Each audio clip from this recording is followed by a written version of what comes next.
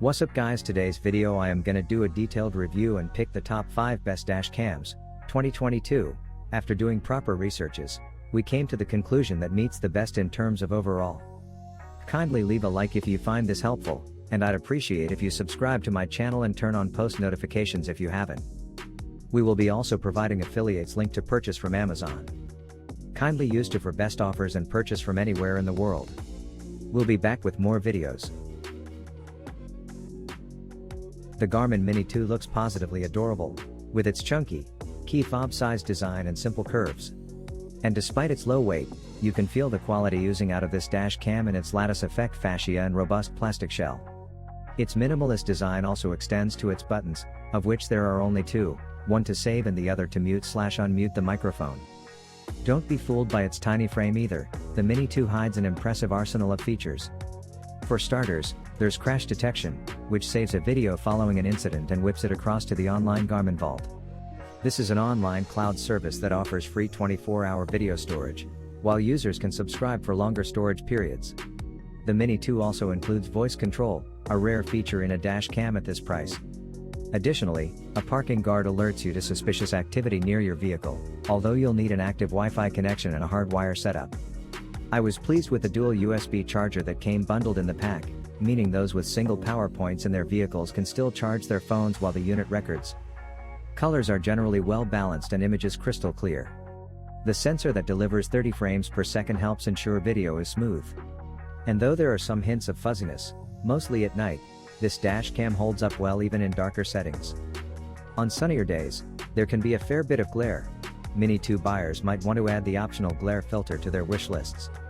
And at certain angles, that fisheye effect does creep in, but it's certainly no deal breaker. There's also no issue with audio, with the microphone picking up voices in clarity. Even with music playing at medium volume, it'll still be able to carry out your voice commands.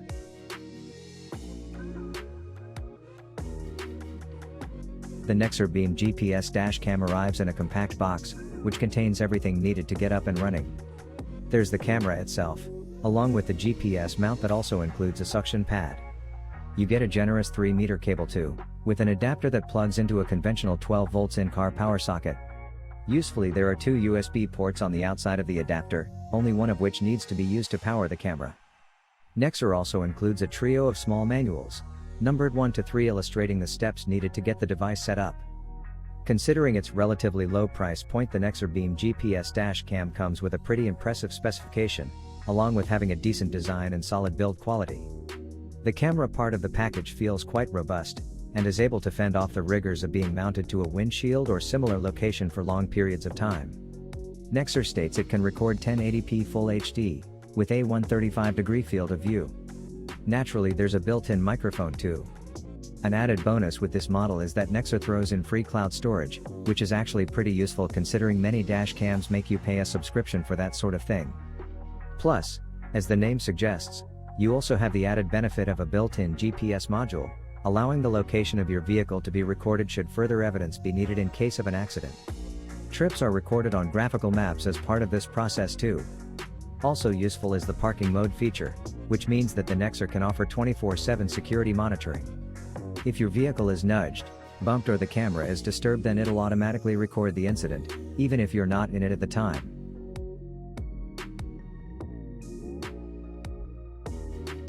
The Venture N4 has a fairly high price tag. We'd expect it to be packing lots of features. Top of the list is of course the fact that you've got 3-channel recording, covering not only the front, but also in the interior and the rear view from your vehicle.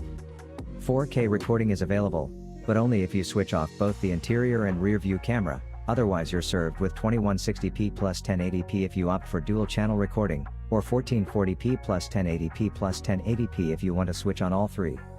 Other features include a full-color 2.45-inch screen, though it isn't touch-sensitive, and USB-C connectivity for powering up the camera. The camera is compatible with micro SD cards, though for some reason, Vantrue doesn't want you to use Transcend or SanDisk cards. We did, and it recorded just fine, so we're not sure why. It's worth noting that a micro SD card is not included in the box, so you'll have to factor that into your budget, too. As well as thinking about the features that the Vantrue N4 does have, it's worth contemplating what it doesn't. There's no inbuilt GPS. though you can buy a separate unit, and there's no Wi-Fi connectivity for either storing your videos to the cloud or quickly grabbing them from a connected smartphone app. Both of these feel like fairly big omissions for a modern dash cam, especially one at this price.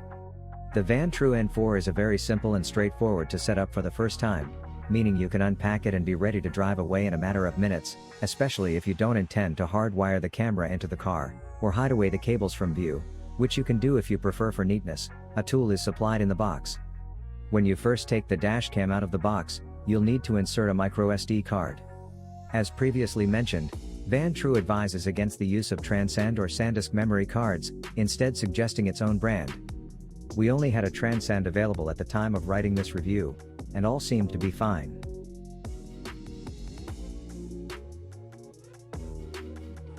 The Garmin 67 watts is still a very good dash cam, packing in all of the high-end features we enjoyed in the 66 watts. These include crisp, 4K 1440p video footage, captured in both optimal lighting conditions and on those gray drizzly days, thanks to an HDR, high dynamic range, feature, similar to those found on modern smartphone cameras. As with most dash cams today, the diminutive Garmin will automatically commit footage to a microSD card, which isn't included in the box, when the built-in G sensor detects an accident or shunt. It also records on a constant looping basis, overwriting any old footage that isn't saved by the system, or manually by the user. Interaction with the unit is via 4 small buttons on the side, but, remember, the 67 watts is about the size of a matchbox, so those buttons aren't very big. From here, it's fairly self-explanatory. The buttons deal with numerous in-camera settings, including the ability to turn off the additional forward collision warnings, lane departure warnings and other, frankly distracting, warnings. The screen is only 2 inches wide, so it's great for initial setup, but you wouldn't really want to be interacting with the unit or looking at the screen whilst driving. Chances are, you'll tuck the brilliantly compact 67 watts up near the rear view window, route its cabling correctly, and then leave it. It's so small that it's unlikely to attract the unwanted attention of thieves when parked up, either. Amazingly, the battery life runs for around 30 minutes when power is disconnected, but the camera will try to turn itself off as soon as it detects that the ignition has been turned off. That means any longer surveillance tasks will require a fair amount of hardwiring, but this is the same as any other rival that offers those constantly connected features. The big difference between them and the Garmin Dashcam 67 watts is that in order to make the most of Garmin's smartphone app, the camera needs to be on a Wi-Fi network, which is achieved via Garmin Drive. I had a bit of trouble connecting to my home network. It took a few attempts. But it's an easy enough task to repeat a few times.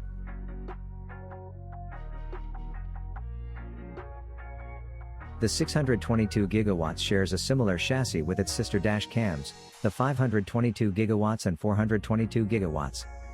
But while the latter two feature a black case with brushed metal trim, NEXTBASE have plumped for a slightly staid-looking battleship gray this time around. It's not the most exciting design we've ever seen, but then again, you won't be looking at anything other than the back most of the time. At the rear, you're greeted with a fairly hefty 3-inch touchscreen that's sizable enough, although you do get some thick bezels around the display.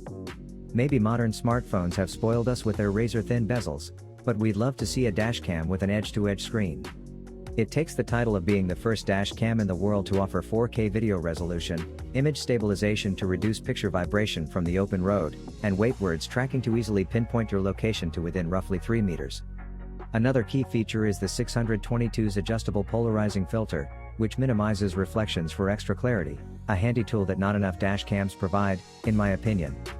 The unit also comes with Alexa voice control, super slow motion, enhanced night vision and even an extreme weather mode to help with producing clear images in thick fog or heavy rain.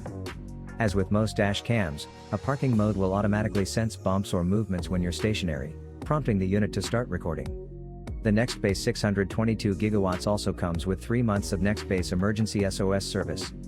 In the event of a collision that renders the driver unable to get help, it contacts emergency services and can provide health details of the driver to first responders.